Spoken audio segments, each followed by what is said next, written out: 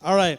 Well, good morning. As you may or may not know, our pastor, Anthony, is enjoying some well-deserved vacation along with his family. That's Deanna, that's Annika, that's Ari.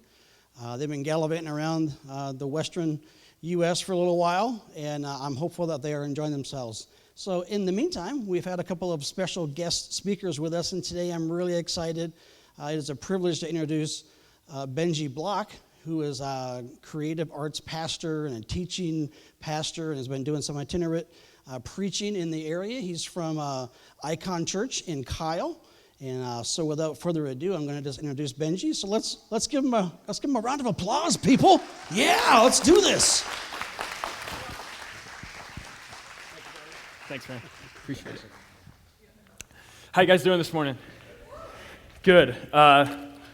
That's me and my wife. We got married 7 months ago, so that's pretty cool. Yeah, you can give it up for that. That's worth clapping for. And it's been a fun journey. How many of you guys were at church a couple weeks ago when you guys had the family service and Jay Reisner was here? Okay, a lot of you. So just weird story right off the top. So I was kind of doing like a little bit of research and looking up, what's been going on here the last few weeks to just prep for today. And I saw that video and I'm like, Jay Reisner, this is the weirdest thing, but my parents were missionaries growing up, okay? So from the time I was 4 till I was 15, we lived in Nairobi, Kenya. And right when we moved over there, Jay Reisner was leaving Kenya to come back to the States, and we moved into his house. So that's just a weird thing. Like he's Uncle Jay to me, okay? So he does kids ministry all around the world, and when he would come back to Kenya and he would film videos on like these kids programs for Kenya, and I was in those when I was like 8, okay? So I don't ever want to see that footage. I'm sure it's absolutely horrible, but when I saw him, I was like, oh man, that is so crazy. So anyway, we're gonna jump in this morning. Here's just a little bit about me. I already mentioned was in Kenya from the time I was 4 till I was 15. While we were over there, my dad was the principal of a Bible school and then was the pastor of this large international church in Nairobi, and I had to go to 3 services a weekend, so I'm in counseling for that still. A lot of church people, lots of counseling needed. Okay, but here's who I was growing up. As a kid, I was like the kid that couldn't stop asking the question, why? How many of you have ever come across a kid that is just, it seems like they can't stop asking the question, why? Show of hands. Yeah. Some of you, your hands shot up. Some of you, I think you just started sweating and some hair fell out because that's your kid and you dropped him off at kids' church and like you came over here and wanted relief and now I'm talking about it. I'm sorry. We'll get past this, okay? But it's weird because like when you encounter one of these kids, it's like all the kids that ask this question why are the same, right? They always ask this question in the same tone of voice. You can't really explain anything to them because you can give this long answer and their response will just be, why? And it's just like talking to a brick wall. It's not worth it. It's not worth your time or your effort or your energy, but they make sure that you try to answer it, right? So you just have to keep going and going and going. And I was this kid, okay? I never stopped asking this question.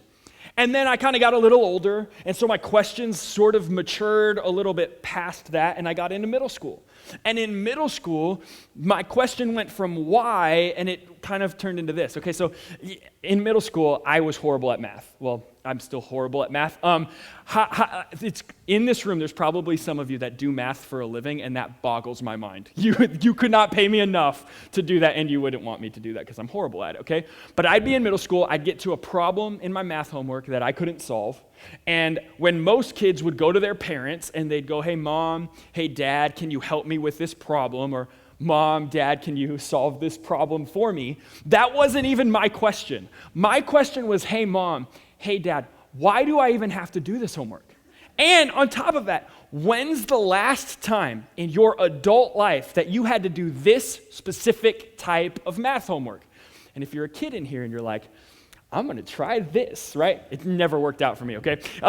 Here's what would happen is they would come back with an answer that a lot of times I deemed insufficient, and I'd be like, yeah, it's not a good enough explanation. And I would act like I finished my homework fast, close the book, run outside to play.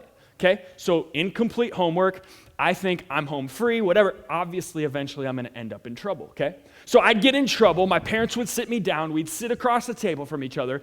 It would start with a scolding. They'd be like, hey, this is the wrong approach. You can't just not do your homework just because we can't give you a good enough answer or whatever.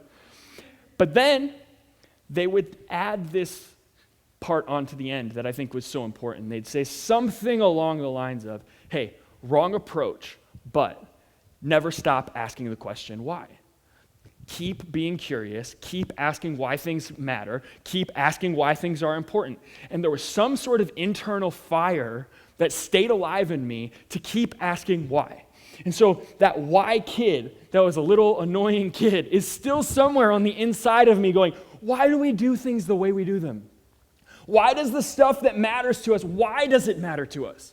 Like, I want to get at the roots. I want to know why people are the way they are. I want to know why society does stuff the way society does stuff. I want to know about church. Like, I'm asking why. I'm poking at things. I'm annoying with my question, why? And in my adult life, I think that that's actually part of what attracted me to Jesus. Because I think there's something about Jesus that draws me in because he did the same thing. He was constantly asking why. He did this with religious leaders. He did this with Jewish culture. He did this with society as a whole. He asked, why do things matter to you that matter to you? And he would tell stories, and he would heal people. He'd be doing all this stuff, and he'd be like picking at and poking at the root system underneath it all and exposing why we do what we do. And I love that about Jesus. And it kept causing me to lean in and want to know more and keep causing me to be more and more intrigued by Jesus. But I'd be sitting in services growing up, and a pastor would get up on stage, and he would say, hey, today we're going to open to a gospel, Matthew, Mark, Luke, John. We're going to read a story that Jesus told. And it always kind of bugged me because I'd watch everyone around me when I said, we're going to talk about a story of Jesus. They'd kind of lean in and they kind of like, oh, we're in church. This is the important part of the message. This is kind of like the meat of today. Let's all lean in. Let's focus on what the story is. But I always went, why? Why did Jesus even tell stories to begin with? If Jesus is God and he's on earth and he could lay out the dimensions of heaven and he could tell us exactly what God is like and he could just lay out the facts, why does he opt for stories instead of just giving us the facts? But I'm the crazy church kid who went to too many services, and I see how some of you are looking at me and like, slow down, bro, okay? And so I just never said anything. I was just always kind of a little bothered by the story approach. And one day I'm reading Matthew 13, and I come across this verse where Jesus' closest friends, his disciples, his followers, they ask the same question. Look at this. The disciples came up, Jesus' closest friends, they come up and they ask, why do you tell stories? And I go, I'm not crazy. Right? Like this is actually a good question, not a bad question. Why do you tell stories?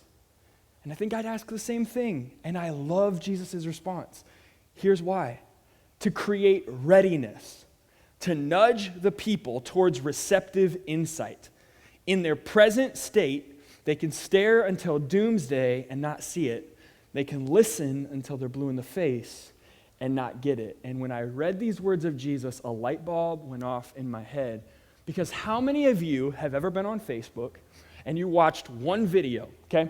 Like, I'm intrigued by the depths of the ocean. It creeps me out a little, but I like watching videos on it. Climbing Mount Kilimanjaro, also very interesting to me. So I click on one video, and then like, next video. And next thing I know, like 3 months had passed, it's dark outside, I got a full beard, I haven't eaten in a while, right? Like, how many of you ever been there, right? Like too many videos, one after the other, right? Yeah.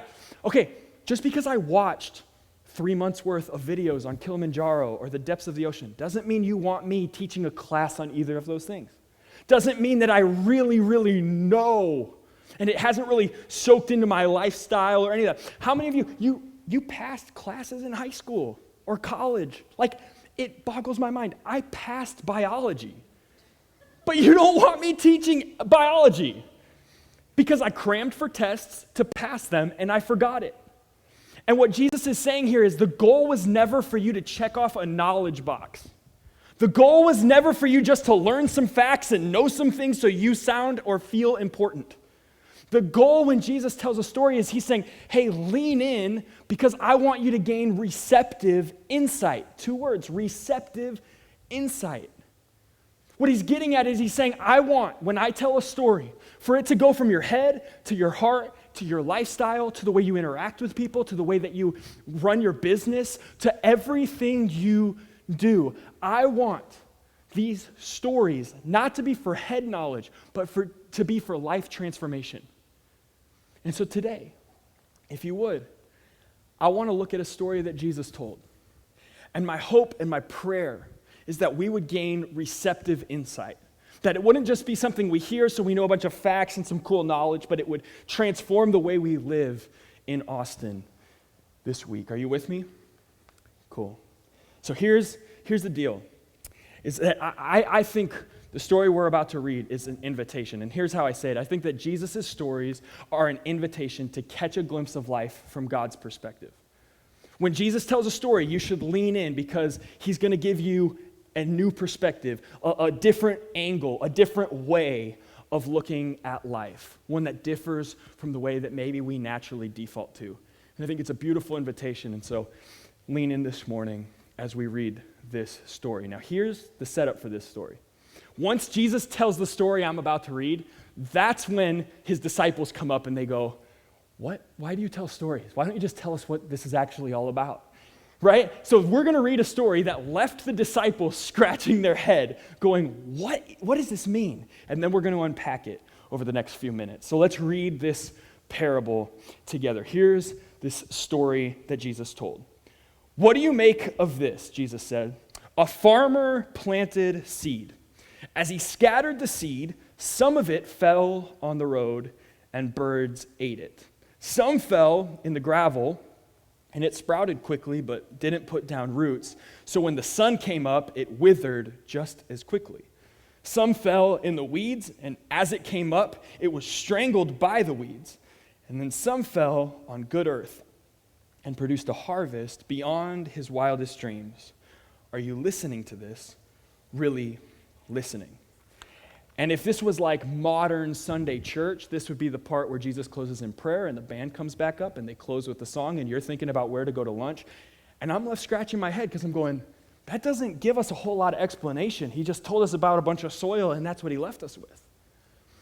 And when I was in Sunday school, my Sunday school teachers, they would talk about this passage quite a bit, the parable of the sower.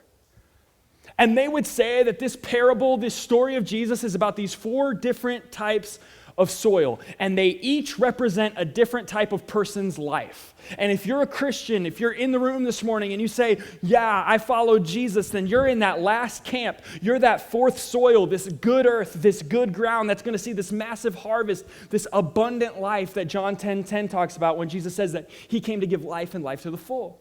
And as a kid, I'm going, yes, I'm in.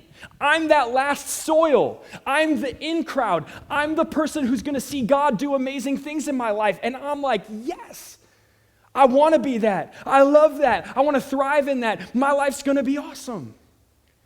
But as I get older and I poke at this, it only leaves me with questions. Because what do you do when this story presents 4 soils and only one of them seems to be awesome? Does that mean that the majority of people just aren't interested in faith, aren't interested in God, aren't interested in the abundant life he has? Because I don't really love that outlook. Is that what Jesus was getting at? Is he getting at that, it's just you're in, once you're a Christian, amen, brother, that's it, and everyone else is kind of uninterested, they're kind of out crowd, they're kind of not interested in faith? I don't know, but it kind of started to bug and bother me when I would read about these 4 soils, and it was like the first 3, like was the farmer lazy? Was the farmer being just kind of dumb with his seed, putting it on the path? And so then I'm like, maybe we should dig a little bit, and maybe we should look at it line by line. So let's do that. Let's look at what this parable is really getting at. So here's how the story starts. It says this, that a farmer went out to sow his seed. Now, if you read a couple commentaries, if you just take some time to study Scripture, Jesus is talking about himself in this passage. He's talking about God. So God is the farmer in this story. Next line says this. It says that as he was scattering the seed, some fell along the path. Some fell along the path. Now, you don't have to be a genius to know you don't plant seed in a path, because why? Because people are going to walk on that path, they're going to trample the seed, and there's no opportunity for it to grow there. So this is kind of like, if I'm there, maybe you can imagine as well that this is the first time you've ever heard this story. When I hear this, that some fell on the path, I'm going, that's kind of weird. This is kind of like my first time out. I kind of have a question for Jesus. I go, wait, why is this? Did it accidentally fall out? Or is he actually scattering seed here, hoping something's going to grow? I got questions, but Jesus is still in the middle of his story, so I'll keep listening. And then the next line says this, that some fell on rocky soil. Now, I'm up here in skinny jeans and Adidas. You know I'm not a farmer, okay? It's pretty obvious. But I don't have to YouTube farming to know that you don't try to plant seed. You don't hope anything's going to grow when you plant it in the midst of gravel and in the midst of rocks. Why? Because when I plant in rocks and in gravel, there's no opportunity for a root system to grow. There's no opportunity. When the rain comes, that seed just gets washed away. So what is Jesus getting at? Because now we're through 50% of the seed, some on the path, some on the rocks, and nothing's going to really grow there. So is this farmer just being wasteful with his resources? And then Jesus goes on to say this. He says that other seed fell among thorns, which grew up and choked the plant. Which then I go, is the farmer lazy? Because if I see weeds, if I see thorns, am I not going to bend down and pick out the thorns first before I try to plant in that earth? Am I not going to pick up the weed first before I try to plant in that ground and have any sort of harvest? Is the farmer just lazy? And does he just not really care? And then finally, almost as if it's just luck, it says that some seed fell on good earth and produced this massive harvest. And some translations of the text goes that 30, 60, 100 times more harvest than anticipated or expected. And I'm left with questions. And I don't blame my Sunday school teachers for their approach to go, there's 4 different types of lives in a sense. You're the last one if you're a Christian, because that's pretty cut and dry. But I think what that does is it falls into this temptation that I think as humans we naturally fall into often. And here's what it is that I think as humans, you and I, we are naturally just infatuated by extremes. Let me explain. I think that you're infatuated by extremes because you go, like, let's take the news, for instance. When the news comes on, what do they show you? They show you extreme, right? So they give you 2 panelists that are extremely opposing each other. They pin them against each other to drive up ratings, to drive up viewership. They tell you more extreme stories. Why? Because they know that that's what people will watch and what people will share and what will drive up views. They do it on purpose. They do the same thing in movies. We don't like just action, we like extreme action, right? The Fast and the Furious, one of the top grossing franchises in America and actually in the world, they don't just show you like stunts. They show you a car jumping from a skyscraper to a skyscraper because we like extreme.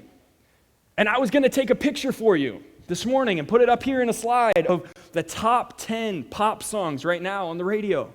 But I knew that if I showed you the album art for those songs, it would offend most of the room because it's extreme. We like extreme. We click on stuff because it's extreme. We're infatuated by it.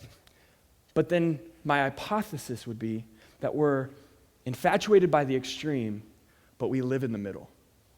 You're infatuated by it. It may drive up views, but most of your life, most of my life is lived in the messy middle. And what happens when you take this infatuation with extreme and you carry it into the stories of Jesus? See, when you get infatuated with extremes for too long, you start to be able to create nice, neat categories where things fall. Because if they're all extreme, they all have a nice, neat place where they fit. These people believe that. These people think this. These people do this. And you create categories. Cool, not cool. In crowd, out crowd. It's easier to draw boundaries when everything's extreme. But what happens when you realize life has a lot of gray? Life has a lot of mess. Life isn't perfect cookie cutter.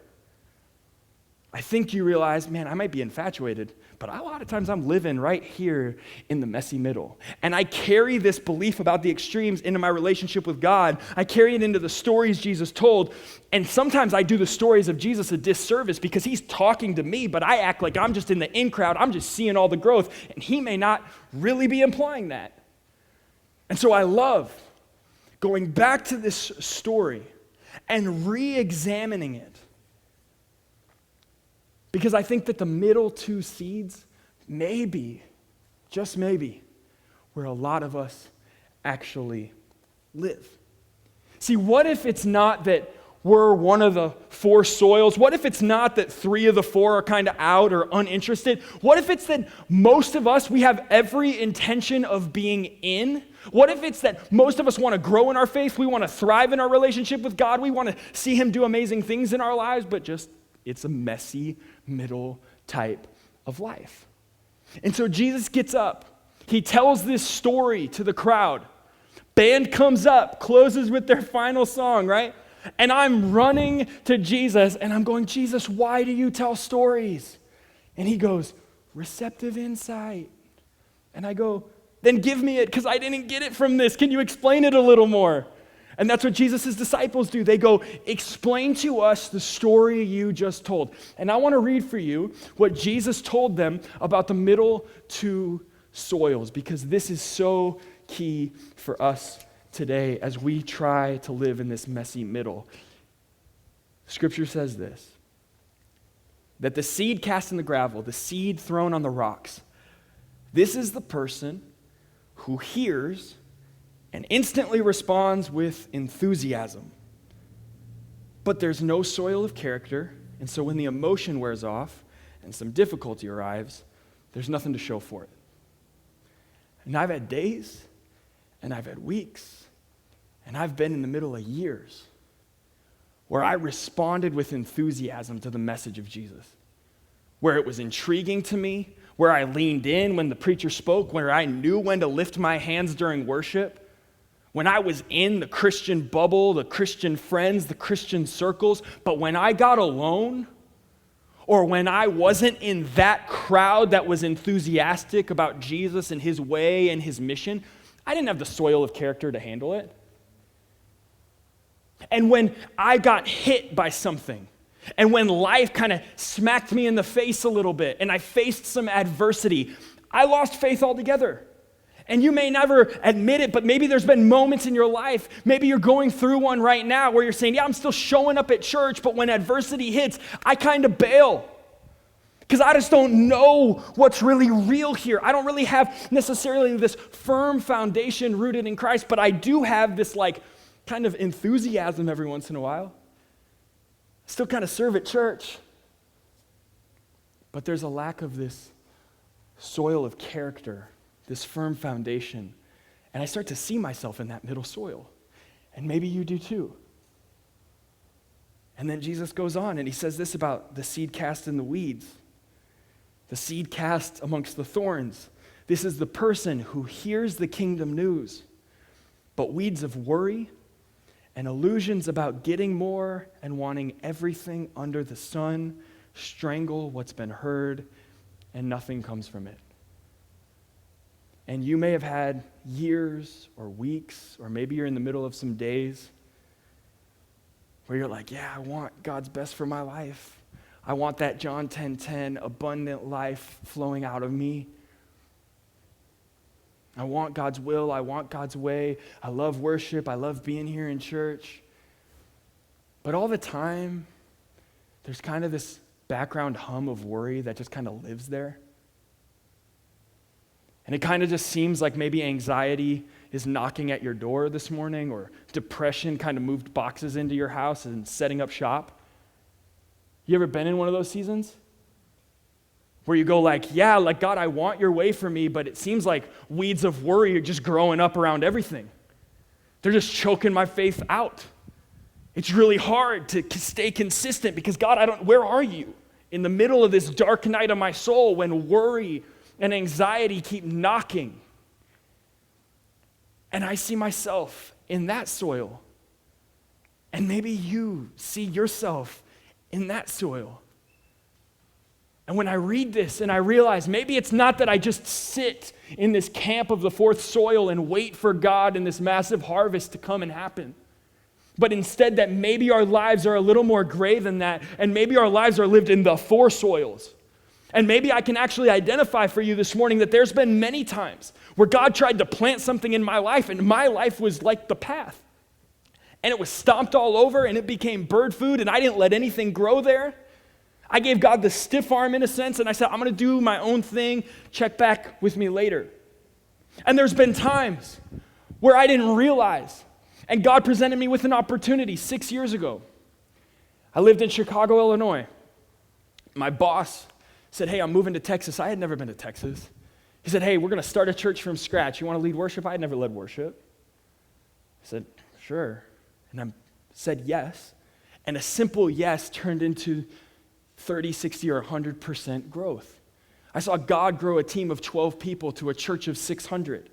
I saw God help and equip our worship team and multiply and grow. And I saw God begin to change Kyle, the San Marcos, Hays County area. And I said, man, like I found my future wife here. I saw harvest in that decision that I would have never anticipated or expected.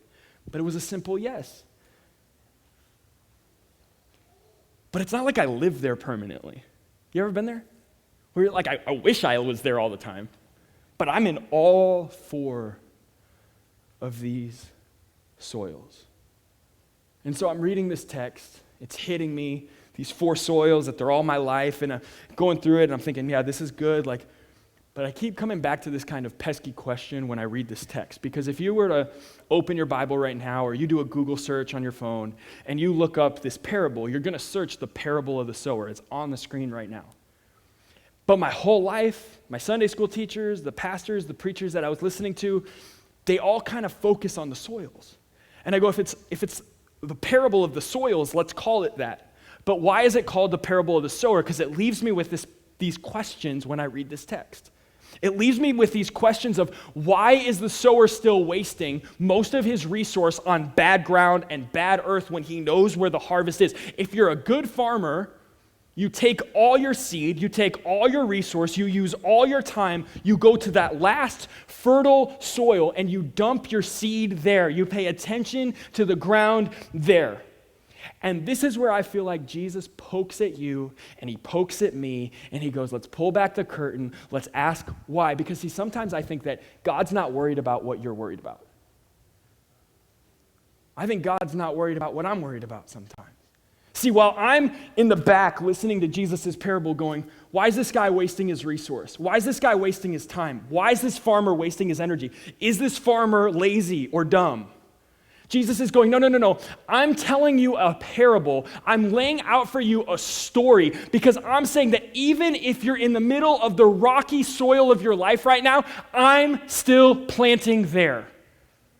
And some of you need to hear this morning that even if you feel like weeds of worry and illusions of wanting more or needing everything under the sun, Jesus is still planting there in your life today. And I'm thankful that I serve a God who sees the mess and the middle of my life. And he goes, I still plant there, son. I still love you, daughter. I still care. I'm still planting. There's still room for growth. There's still opportunity to say yes. There's still a harvest that's available to you. And all it does is cause me to maybe take a baby step and say yes. See, I think a lot of times in church, I grew up and I love the church, but I see people pray for confidence. They pray for that last soil. But a lot of times what it is it's taking a baby step in courage today that leads to boldness tomorrow, that leads to confidence down the road. And courage is doing things scared when your knees are shaking. Courage is saying yes to the way and the will of God, even when you don't know what's on the other side of that yes. And today is an invitation to say, hey, you may be in the middle of the path or in the middle of the weeds or in the middle of the rocks, and you may look at what life would be like if you could just have that massive return, that abundant life, that harvest, and you're thinking it's so far away. And all I want to do today is invite you to say yes to the way and the will of God. Just a simple yes. Say, God, whatever your plan is for my life, whatever your way is for my life, I'm just going to take a baby step and say yes and believe that you can do more than I could anticipate or expect with the rest. But it's a baby step in courage to say yes. And so I've heard some scriptures growing up on grace. And I love messages on grace. I love that God's mercies for us are new every morning, right? And a lot of times, this kind of message, it would get to this point where, I'd be sitting where you're sitting this morning, and it would get to the end of service, and there'd be a response time, and we'd worship, and I'd go, God, thank you so much for your grace that's extended my way. But I actually think that even that response kind of does this parable a little bit of a disservice, because I think we can take this one step further. And here's where it hits you and I and our lives and intersects with us as we leave this space today. If we were to take this parable and turn it just one more time, I think what you find is that it's not just us getting the revelation, us realizing that God's grace is always extended our way no matter kind of the chaos of our lives. I think when we turn it one more time, we realize that when Jesus says, hey, this farmer is planting in all these spaces, he keeps planting, he keeps sowing, even in the potentially bad earth, the bad ground of our lives, it's actually an invitation to you and to I today to say yes to becoming like the farmer. And there are people that Austin has written off that the church cannot write off because they're waiting for the church to be the church. And the church is most beautiful, the church shines brightest when we go to the margins, when we go to the people that are on the outside and we invite them in. That's the way of Jesus. When we look at people that society says is other, when we look at people that society says, no, they have nothing to offer, and we bring them to the table, we invite them in, we are doing the will and the work of Jesus. And that's what the farmer in this story is doing. He's planting where it looks like there will be no harvest, and he keeps sowing there, and he keeps sowing there. And I just wonder if Southwest Family Fellowship would be a church of people who would plant where it looks like there may be no harvest and believe with hope that God could do something there that we couldn't have anticipated or expected. Would you plant where most people aren't planting? Because when you do, I believe you'll see a harvest that most people aren't seeing. Keep believing for the people in your life that seemingly are hopeless. Keep planting where it seems like, man, a lot of other people wouldn't spend their time or their resource or their energy or their effort. Keep planting. When we say yes to Jesus, I believe there should be this kind of massive ripple effect. And so the invitation is to be quick to get involved in the things that Jesus would get involved in. Be quick to believe in people. Be quick to sow into people, because that's what Jesus would do. I want to close with a story. When I was growing up, like I said, still in counseling for all the church I had to go to, and we had 3 services at my dad's church, okay? So that's a lot of services, especially for an ADD kid like me. You see me pacing back and forth, bouncing off the walls. I got a lot of energy, okay? I probably talk too fast. You can watch the podcast back and play it in halftime or something. So we had 3 services. So the first service, I would go and just sit in church like you're doing right now. I'd sit with my parents. Second service, I'd go to youth with, the rest of the kids my age. But third service, I called that like my roam time, okay? And the campus was large, okay? So I would just take that time to adventure, and I'd be everywhere, okay? I'd be in the nursery. I'd be running up to the tech booth, talking to the tech guys. I would be in their library. I would be in offices. I'd be in like mop closets. Any room that was off limits to everyone else was like on limits to Benji, okay? Like it was my go time, okay? And so I would be in this third service and I'd be running everywhere. Now, in case you're wondering, a ginger, super white kid like me really stands out in Africa, okay? Like, they all knew that I was the pastor's son. But did I have like this special access because I was special? Nope. I had special access to every room, every closet, the tech booth, the nursery, these whatever, because my dad was special. And some of you this morning need to be reminded that it's not you pulling yourself up by your own bootstraps, trying to make the soil of your life better by your own force and your own effort and your own look at me. But there's something in a simple yes. There's something in an acknowledging that God is God and He's your Father that leads to a different way of doing life. See, some of you, you're trying to rid yourself of your own worry, and it's like you have like a flood in your boat, and you're trying to take it out a cup at a time. And I just wonder today if it's an invitation to just say yes, but it's an invitation to just accept that you already have special access that you don't have to try to figure out on your own. You don't have to try to please God like with all your effort and striving and whatever. He loves you just the way you are. It's a simple yes. Whatever God prompts you to, it's a yes. Would you stand with me? We're going to close in prayer. And with eyes closed around the room, I just want to pray for two groups of people. You know, we're infatuated by extremes, but we live in this middle. And so some of you, and I put myself in this boat. I'm going to pray for myself. But some of us, we're living in that middle right now, where we feel like we don't know if we actually have a soil of character. It kind of feels like nothing can really grow in our lives because we're just so unsure about everything. Or maybe you're in a place today where if you just got honest, you'd say, yeah, I have weeds of worry that just seem to be growing and trying to choke out my faith, and it's just hard. Or you're caught in comparison and you look at everything your neighbor has or whoever it is and you go like, man, I just wish I was there, or I wish I had what they had, and it chokes out the hope of your faith. And so for those people in the room this morning, I want to pray for you. Would you just slip up your hand? If you're kind of in that place where you're saying, yeah, Benji, I'm worried about stuff. I'm just living in anxiety or whatever it be. Yeah, I see a couple hands. Yep. See some hands. I want to pray for you. God, I thank you that you meet us right where we're at. I thank you that you plant into the sometimes rocky soil of our lives. I thank you that you meet us exactly where we're at in our time of need. God, I thank you that there's this kind of messy middle, yet you're right there alongside us through all of it. And God, I pray today that we would have the courage just to take one step, that we would just have the courage to say, God, whatever you'd have for my life, would my answer be yes? Would I not try to do this in my own strength, in my own power, by my own knowledge, or by my own might? But God, would you give me the strength to endure?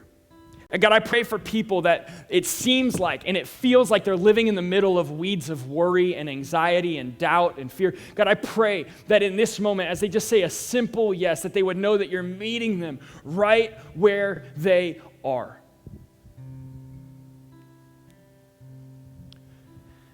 The second group of people is I just want to pray for this entire church, Southwest Family Fellowship. And I said this in first service as well, but as I travel and speak, I kind of have this prayer more generally for the broader church.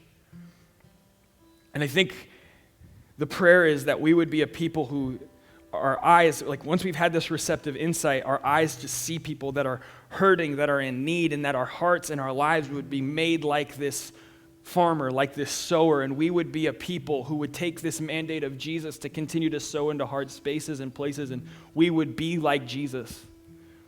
And I want to pray that over you. God, I pray for every person, every woman, every man in this room this morning, and I just ask that this would be a church full of people that would light up Austin with the goodness of Jesus. I pray that Southwest Family Fellowship would be like this beacon of hope, this reminder of Jesus' love, of the opportunity for second chance, third chance, fourth chance, fifth chances. God, I thank you so much for the grace that we've received, for the mercy that we're aware of, and I pray that we would be so aware of it that it would cause us to live different. God, I thank you for this story. I pray that it would sink deep into our hearts and it would cause us to have receptive insight. In your name we pray. Everyone.